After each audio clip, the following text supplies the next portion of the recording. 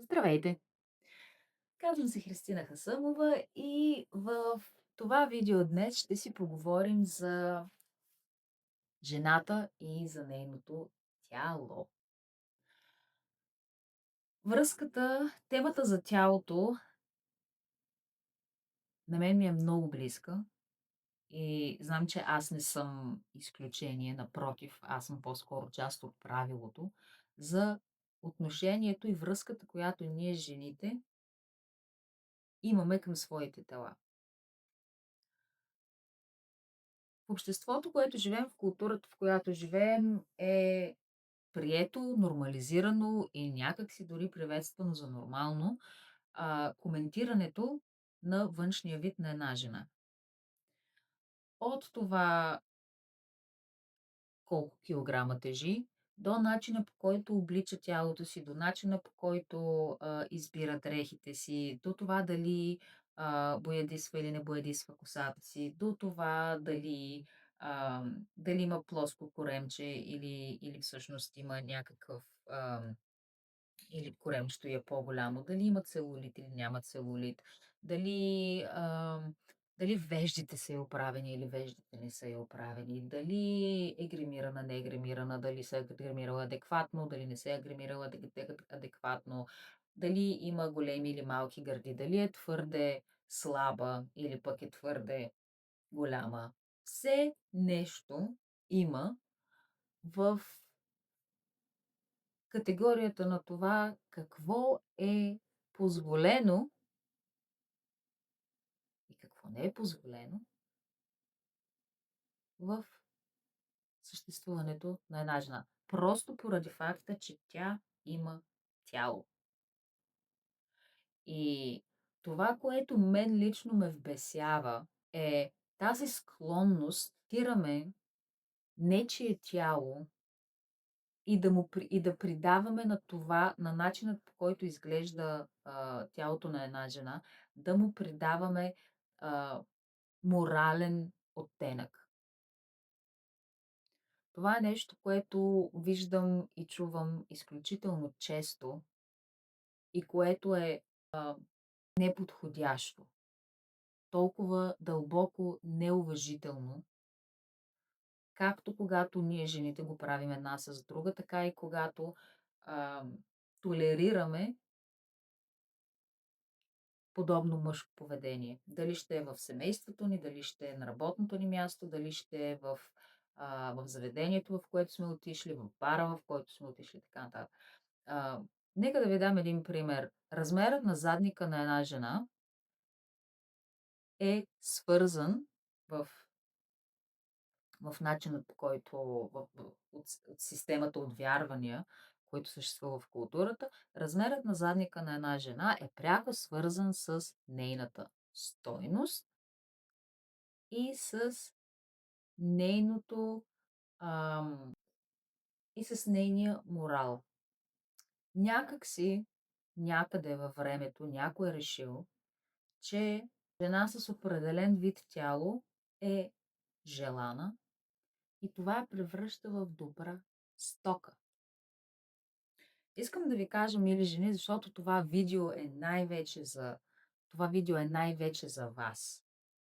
Това видео е за нас, като жени. Това, което искам да кажа е, че ние сме превърнати и някъде по трасето сме се съгласили да бъдем оглеждани, оценявани като стока. И това не е нещо, което не е нещо, което, как да кажа, съществува само от десетилетия или две. Напротив, начинът по който жените са третирани през поколенията е бил като стока. През последните 30-40 години, не знам, може и повече, жената е започнала с медиите, развитието на медиите и снимки, и ако щете, вече имаме списание, имаме социални мрежи, имаме каквото ни душа а, сака, дет се вика, ние превръщаме в себе си все повече и повече в продукт за нечия консумация. Ние не сме вече индивиди, ние от много поколения не сме били индивиди, не сме индивиди, не сме хора и личности. Твоята житейска ситуация, със своята здравословна ситуация, с често и просто с лицето, тялото, костната структура, а, всичко, което сме унаследили от поколенията преди нас, ние вече не сме същество, което съществува в контекста на това тяло и тялото ни не е разглеждано като нещо, което е лично наше и нещо, което е свято за нас, защото то поддържа живота ни. То е нашата връзка с живота на тази земя. Напротив, то е разглеждано като продукт, като стока, като нещо, което трябва да задоволи нечий чужд апетит и нечия чужда нужда.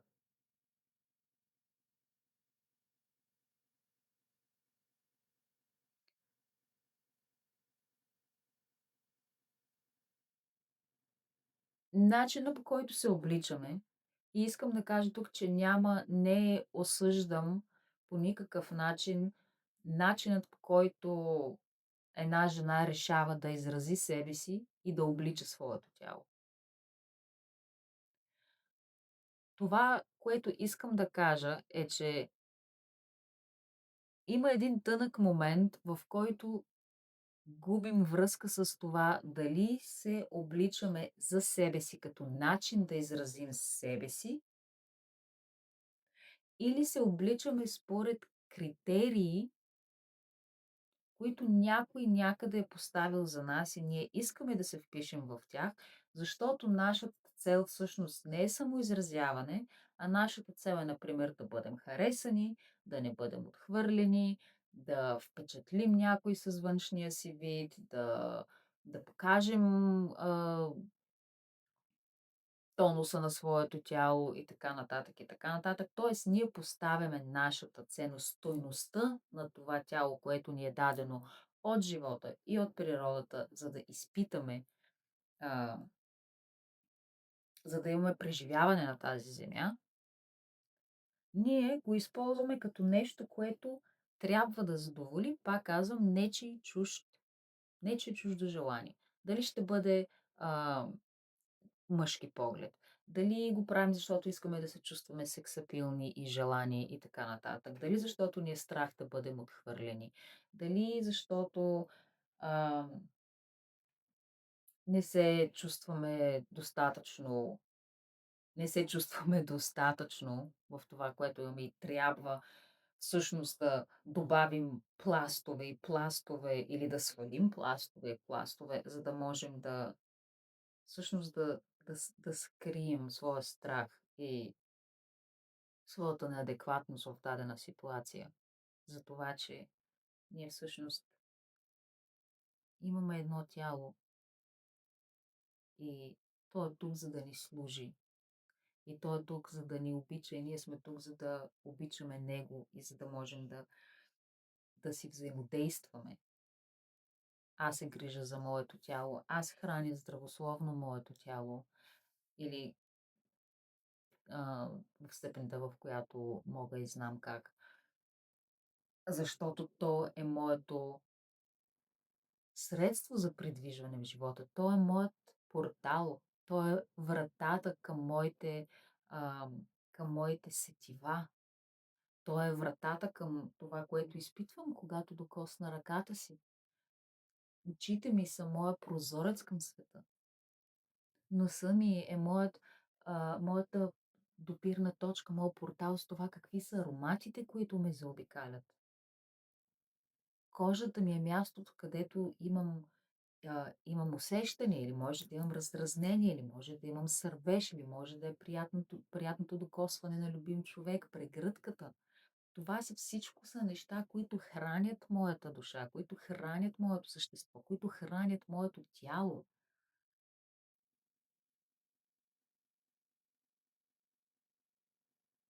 От другата страна на това преживяване, аз трябва да изглеждам по определен начин, аз трябва да тежа определени килограми, гърдите ми трябва да са определен размер, а, дупето ми трябва да е определен размер, косата ми трябва да е определена дължина или определен цвят. А, Цветът на кожата ми, тенът ми трябва да е определен, за да мога да проектирам някакъв статус. И така в един момент ние превръщаме тялото си от нещо, което е интимно, нещо, което е толкова най-близото ни същество е нашето тяло. Ние го превръщаме в парче месо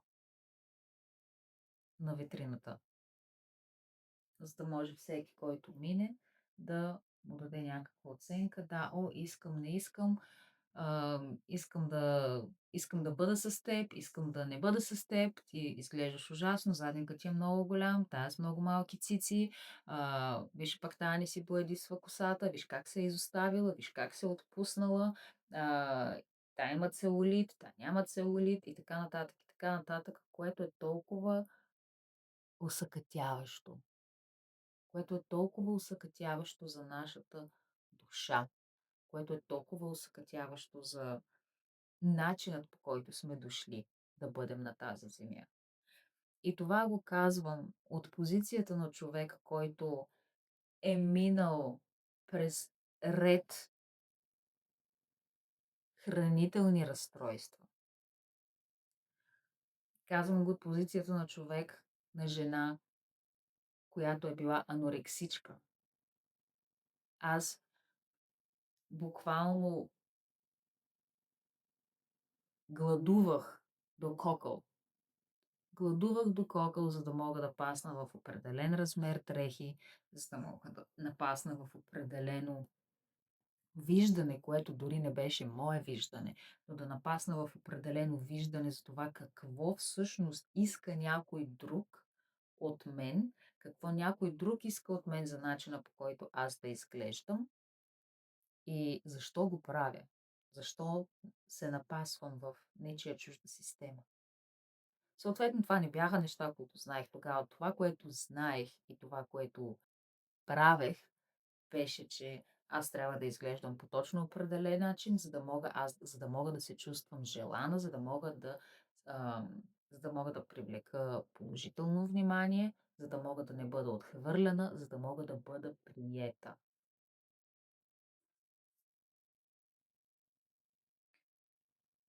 Това, както може би вече е ясно, това всичко са неща, които и психични възли, и ранички в душата и сърцето на повечето хора. Всеки един човек смея да твърди в една или друга степен, които ранички аз се опитвах да реша на ниво външен вид и на ниво тяло, като превърна себе си в обект на нечие желание, в обект на изложение, в стока на щанд, която всеки може да коментира, избрани могат да дойдат, да си я купят, така, с комплимент, например. А, и знам, че това е част от преживяването на много жени.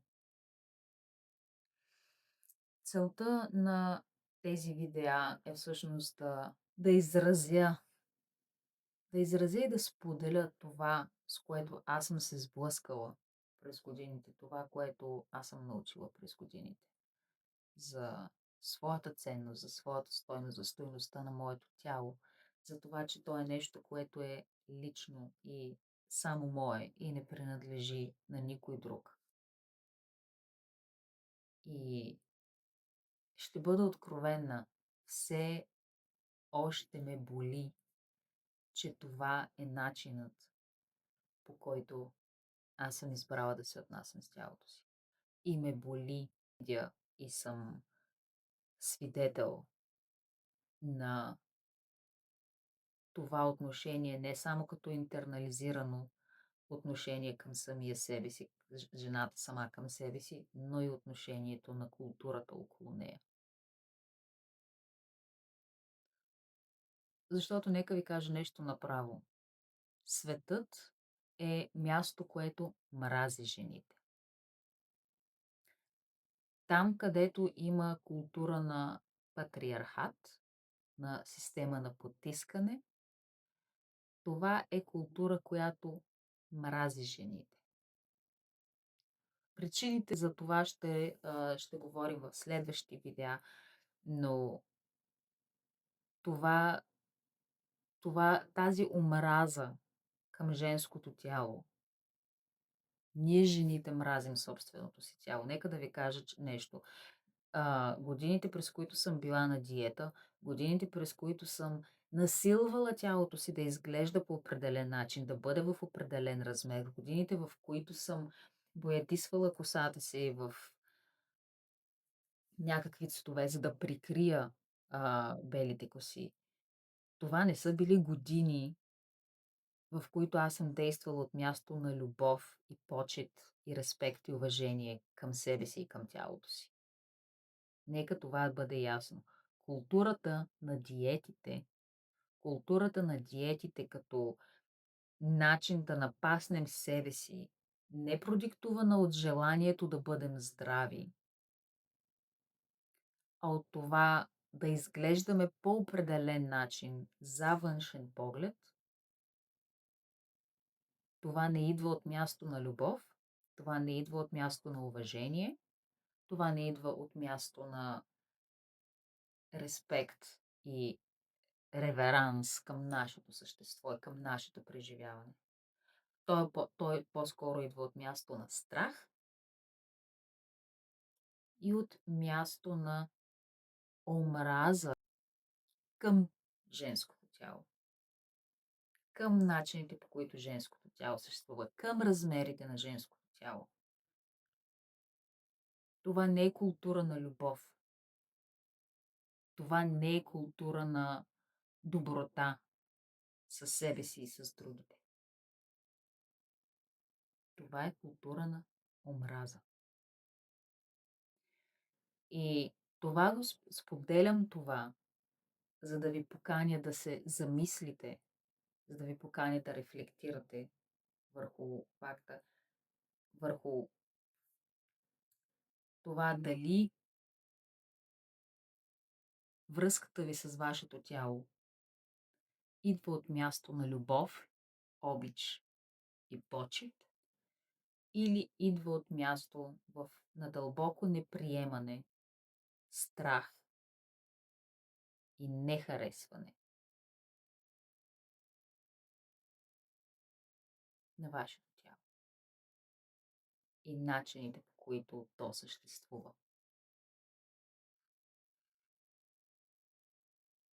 Благодаря ви за вашето време. Благодаря ви за отделеното време, за отделеното внимание и ще си говорим повече по темата в следващите видеа.